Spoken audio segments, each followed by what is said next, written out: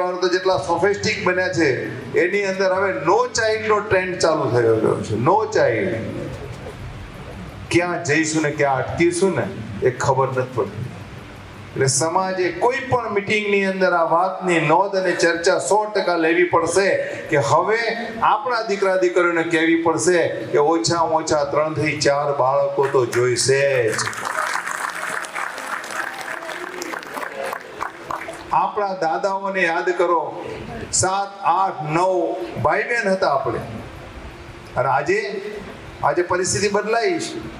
આજે ઘણાના ઘરની અંદર કાકા કહેવા વાળું કોઈ નથી, મામા કહેવા વાળું નથી, ફુવા કહેવા વાળું નથી.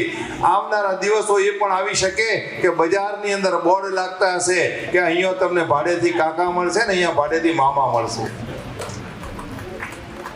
આજે જે વાત આપણને હાસ્યાસ્પદ લાગે છે ને એ આવતીકાલની હકીકત બનવા